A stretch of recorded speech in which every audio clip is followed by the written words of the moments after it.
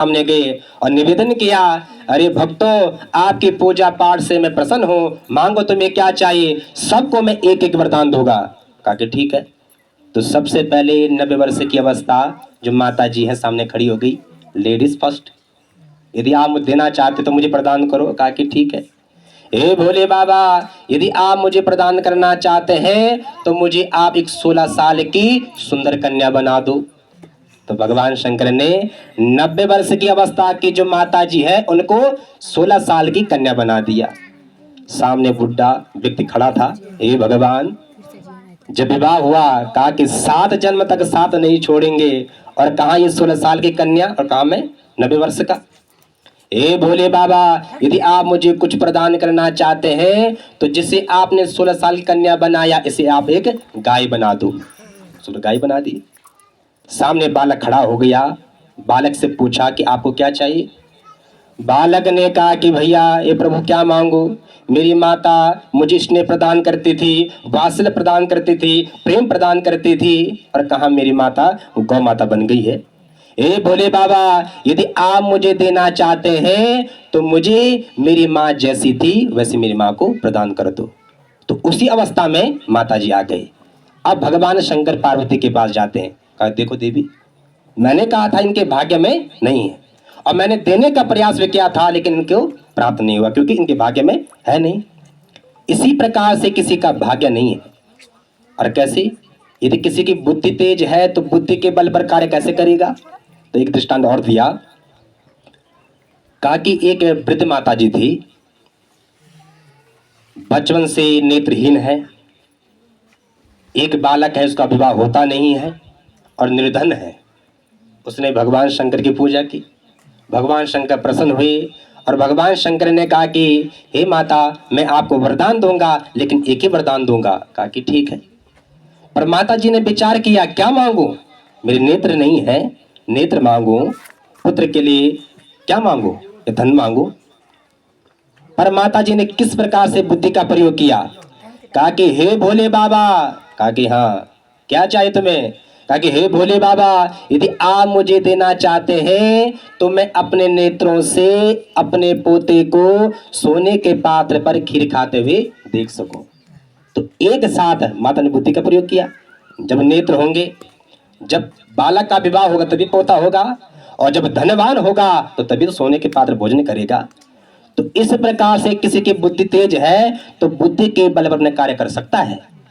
पर वेद व्यास जी ने देखा इस कलयुग में किसी की बुद्धि नहीं है, भाग्य नहीं है, ऐसे लोगों का क्या होगा। तब वेद व्यास जी ने वेदों का विस्तार किया। सबसे पहला वेद कौन सा है। बहुत सुंदर, एक ऊपर ताली बजाओ। ऋग्वेद, उसका भाग किया, खंड किया, विभाजन किया। तो ऋग्वेद, दूसरा वेद यजुर्वेद, सामवेद और अथर्ववेद का भाग किया। पर वेदों में सभी को अधिकार नहीं है कि आप अध्ययन कर सकते हैं। वेदों की भाषा क्या है, जटिल है। तब वेद व्यास जी ने पंचम वेद लिखा, जिसे हम कहते हैं महाभारत, पंचम वेद महाभारत। तब वेद व्यास जी को पुनः शांति नहीं मिली। तब वेद व्यास जी ने एक एक करके 18 पुराण लिखना प्रारंभ किया। तो 18 पुराण कौन कौन से हैं, कोई कह सकता है। यदि किसी व्यक्ति ने, यहाँ पे मातृ स्थिति बैठी हुई है, यदि किसी ने 18 पुराणों के नाम कह दिए तो हमारे संस्थान परिवार के माध्यम से उसे 5100 रुपये की राशि से प्राप्त होगी। यदि किसी ने 18 पुराणों के नाम कह दिए तो ठीक है, मैं निवेदन करता हूं आप इस सूत्र को रट लो, लिख लो। यदि आपने इस सूत्र को लिख लिया तो एक साथ 18 पुराणों के नाम आपको आ जाएंगे। कौन से हैं, मद्वयम भद्वयम चैव भ्रात्रयम व चतुष्टयम अनापलिंग कुसकानि पुराणानि प्रचक्षते। अब ध्यान दो, कहा कि मद्वयम, मां से 2 पुराण है, मार्कंड पुराण और मत्स्य पुराण। मद्वयम भद्वयम चैव, भा से 2 पुराण, भागवत पुराण और भविष्य पुराण। मद्वयम भद्वयम चैव ब्रत्रयं व चतुष्टयम। ब्र से 3 पुराण, ब्रह्मांड पुराण, ब्रह्म वैवर्त पुराण और ब्रह्म पुराण। व चतुष्टयम, व से 4 पुराण है, वामन पुराण, वराह पुराण, वायु पुराण और विष्णु पुराण। अनापलिंग, अ से अग्नि पुराण, अन्ना ना से नारद पुराण, अनाप प से पद्म पुराण, अनापली से लिंग पुराण, अनापलिंग ग से गरुड़ पुराण, अनापलिंग को से कुरु पुराण और स से स्कंद पुराण। ये है 18 पुराणों के नाम। तो इसी में से एक पुराण है स्कंद पुराण है, और इसी स्कंद पुराण को आप लोग और हम लोग श्रवण करेंगे। और आपसे निवेदन, आप बड़े ध्यान से सुनना, क्योंकि कथा के बाद हम आप लोगों की परीक्षा लेंगे, कौन किसने कितना सुना है हम देखेंगे। तो स्कंद पुराण के रेवा खंड में भक्तों का वर्णन प्राप्त होता है। नैमिषारण्य की पावन भूमि पर सोनक आदि 88,000 ऋषि बैठे हुए हैं। और जो सोनक जी महाराज हैं कैसे हैं? आयु में वयोवृद्ध हैं, ज्ञान में भी वयोवृद्ध हैं, और अनेक संत महात्मा बैठे हुए हैं, उनका प्रतिनिधित्व करने वाले हैं सोनक जी महाराज।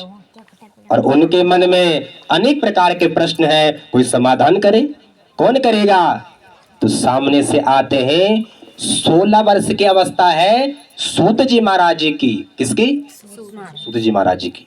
और देखा तो उन संतों ने उठ करके सूत जी महाराज जी का स्वागत किया, आसन दिया, पूजन किया, प्रणाम किया।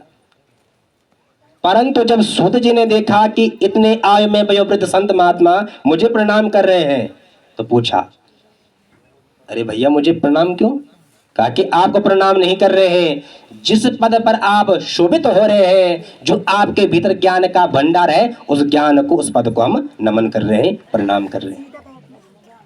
और हमारे शास्त्रकार आदेश करते हैं, यदि किसी व्यक्ति को आप प्रणाम करो तो प्रणाम करने से 4 चीज की प्राप्ति होती है। कौन सी? अभिवादनशीलस्य नित्या वृद्धोपसेविना चत्वारि तस्य वर्धन्ते आयुर्विद्या यशो बलम। प्रणाम करने से 4 चीज की प्राप्ति होती है, आयु की, यश और बल विद्या की प्राप्ति होती है। इसलिए प्रातः काल उठ करके हमें सबसे पहले अपने हस्तों का दर्शन करना चाहिए, उसके बाद भगवती पृथ्वी को प्रणाम करना चाहिए। हे भगवती माँ पृथ्वी, आपके गोद में अनेकानेक कर्म करते हैं, कार्य करते हैं, यदि हमसे कोई अपराध हो जाए तो माँ की भांति हमें क्षमा करना, माफ करना। उसके बाद घर में माता पिता हो, सास ससुर को प्रणाम करना चाहिए। अब बताओ कौन कौन अपने सास ससुर को प्रणाम करते हैं? इसलिए प्रणाम करना चाहिए। भाइयों, जैसे घर में कोई वयोवृद्ध आता है, कोई मेहमान आते हैं, पंडित जी घर में आते हैं, तो चरणों को स्पर्श करके प्रणाम करना चाहिए। परंतु हमारी जो परंपरा है धीरे धीरे लुप्त हो रही है। पहले तो घर में कोई व्यक्ति आता था, कोई मेहमान आ गई, संत आ गए, ब्राह्मण आ गए, तो चरणों को स्पर्श करके प्रणाम किया जाता है। परंतु परंपरा धीरे धीरे लुप्त हो गई है। पहले चरणों में, अब जंगाओं में, धीरे धीरे हाथों में, अब तो जयराम जी की। इसलिए हमें अपने बच्चों को शिक्षा प्रदान करना चाहिए। और शिक्षा प्रदान कब करेंगे? जो स्वयं हम उसका निर्वाह करेंगे। अपने बच्चों को प्रणाम करना सिखाइए। घर में कोई भी आता है, जिससे कहा कि आय की वृद्धि होती है, कहा कि आय की वृद्धि होती है, कहा कि किसने कहा प्रणाम करने से आय की वृद्धि होती है? कहा तो हमारे शास्त्र आदेश करते हैं कि आय की वृद्धि कैसे होती है। कहा कि काशी में एक ब्राह्मण थे और कर्म कांड के माध्यम से अपने परिवार का निर्वाह करते थे, और भगवान की असीम कृपा दृष्टि पंडित जी के ऊपर सब कुछ है, धन धान्य है, सब कुछ है। परंतु पंडित जी के घर में कोई भी संतान नहीं है, दुखी है।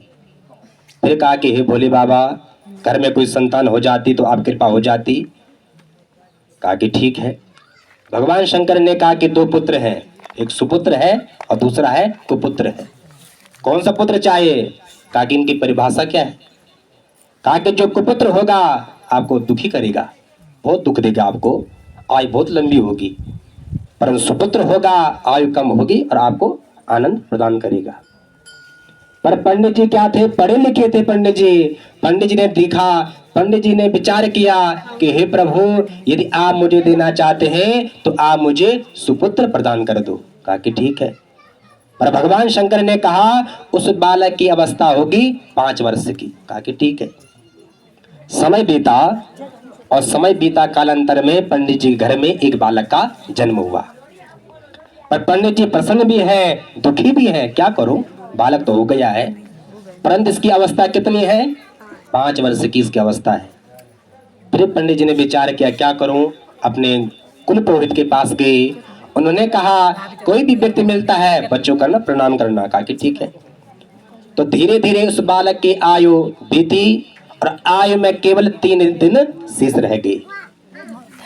अचानक सामने से सनकादिक ऋषि जा रहे थे और सनकादिक ऋषियों को उस बालक ने कहा प्रणाम किया और ऋषियों ने कह दिया चिरंजीव भव, चिरंजीव भव।